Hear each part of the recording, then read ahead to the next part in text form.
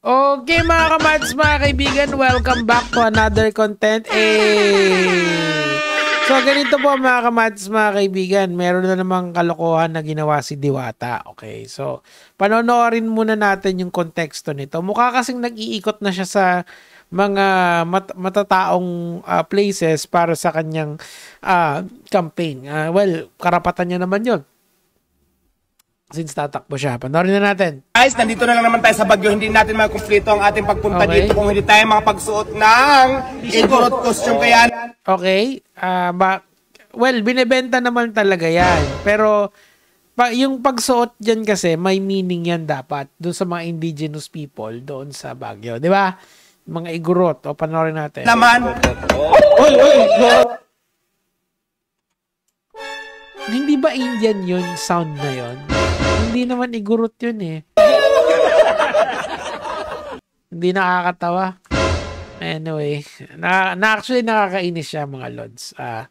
Tingnan lang natin yung ibang mga comments para lang bago tayo pumunta dun sa napabalita kasi to di ba? Minsan ka lang mapapa GMA. Ano ba kalokohan pa? Sabi dito, anong karapatan mo, Diwata, na pagluruan kaming mga igorot? We deserve to be respected kahit anong tribo ka nabibilang. Hindi tamang gawin biro ang lahat. Tandaan mo ito, Diwata. I'm calling out my fellow igorot. Zero both. Ay, nako, sumabit pa. O, sige, ako, agree ako sa kanya. Lalagyan ko ng like yan. As a member, hindi. Nakalokohan yan eh. Eto, wala po siyang alam sa kultura ng igorot. Siyempre, curious po siya, sinuot niya at action niya parang mga warrior. Normal na reaction yun. Wag. Hindi normal na reaction yun. Ang normal na reaction ay respeto. Tandaan niya yan. Hey! Basic. Diwata, huwag kalimutan sa balota. Huwag kalimutan sa balota ngayon. Election. Yeah, I don't think so. Pero who knows, di ba? Isang konti lang naman yung kailangan ng isang party list para manalo eh. First of all, you are in La Trinidad. Second, igorots are not the same with Indians. Exactly my point, diba? Ito, so, ngayon po mga kamads, mga kaibigan, ang nangyari nung dahil sa panggaganyan ni Diwata, ayan na nga po, nabalita siya. Palakpakan natin. Ay, nako. Pero tingnan muna natin yung mga pictures bago natin ito. Ayan, tingnan natin ito. May ganyan ba talaga dapat? Parang nanggagago lang talaga no? Anong pulo ito si Diwata talaga? Hindi mo na maintindihan eh. Dati okay pa nagbebenta ng pares. Ngayon talagang anything for clout na lang siguro. Well, ganun talaga. Ito na. National Commission on Indigenous People called out Diwata vlogger Deo Harito Barbena over a video that supposedly disrespected. Yun naman pala. Tingnan natin yung mga vloggers called out for mocking. Oo nga naman. Actually, agree ako dun. Talagang medyo mocking talaga yung inano niya. Hindi niya naman alam eh. Kasusubo.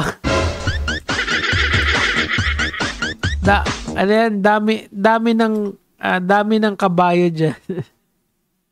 Eto, hindi naman namamansin noon, todo papansin niya yun. Kaya dapat persona ng grata tong si Deo Balbuena. Sa kakapal ng apog, tawagin niya sa sarili niya na Diwata. Malaking pambabaso sa mitolohiya natin. I think yung pangalan na yan, nakuha yan doon sa ano ba to? Kinuha yung pangalan ni Diwata doon sa ano yung parang ironic ba yung pagkaka-set up, kaya ganyan yung itsura. Kaya ganyan yung yung pangalan niya. Joke lang yan. Bakit magiging congressman pa to? Wala na. Baka maging congressman pa to. Wala na talaga. Well, sir, kailangan nilang makakuha ng maraming boto. Kasi fourth nominee kasi si Diwata. So yung first nominee nila is hindi siya. Kung sino man yun, good strategy na rin siguro. Kasi yung nababash, hindi naman sila si Diwata di ba? Ang huling naaalala ko doon sa first nominee nila, in-interview siya ni Ted Filon. Okay. Baka ipanalo nyo pa to, utang na loob. Well, hindi natin masasabi kasi may market kasi si Diwata eh. Yun yung binabank nung kanyang party list na, alam mo yun, na yung mga vendors at saka yung CND class na makakaalala kay Diwata pagdating sa election. Kasi alam mo, dito kasi hindi naman to character politics ang meron dito eh.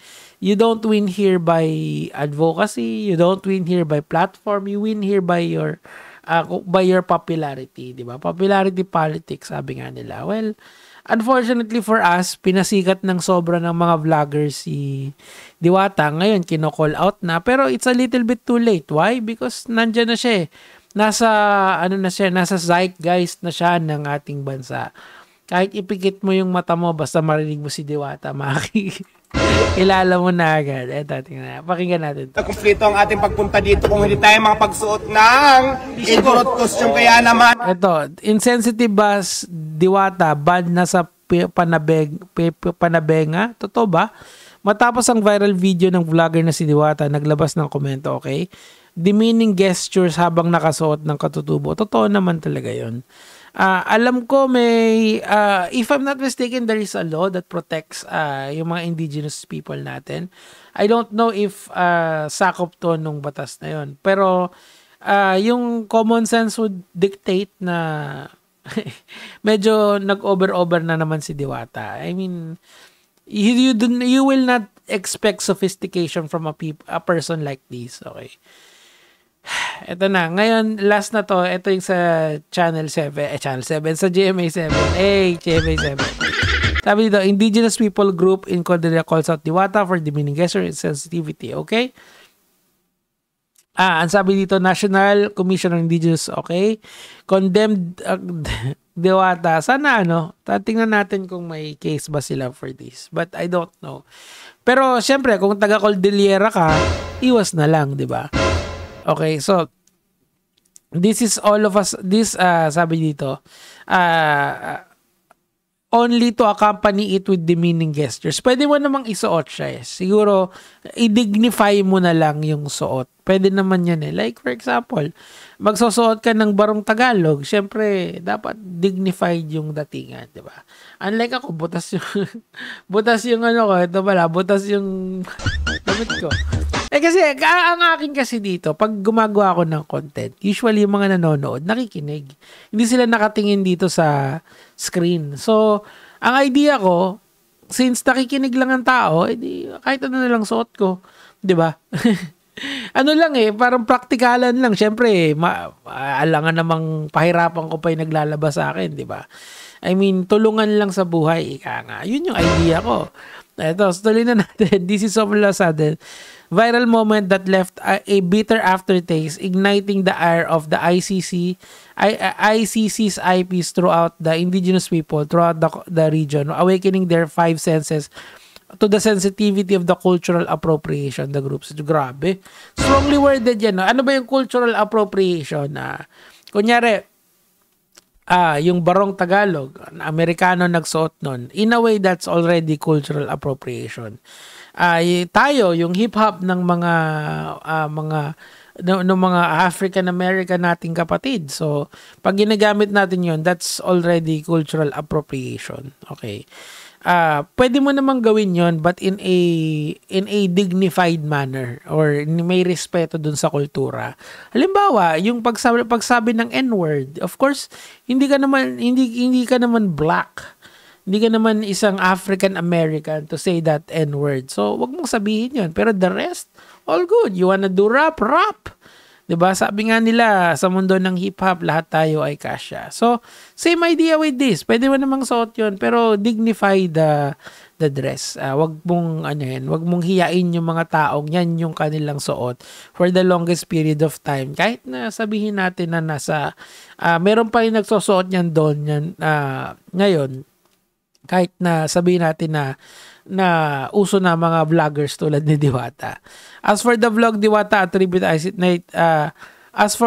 from the vlog, Diwata attributed the ICC IP's native attire as costume in the effect neglecting the IP's attire which formed the part and part sell of the IP's costume and identity as mere accessory or worse trinkets. Ginawang palamuti sa sarsa ni Diwata. Anyway mga kawads, mga kaibigan, yun lang naman yung sa akin for today. Please vote wisely pagdating ng election. Gege mga lord.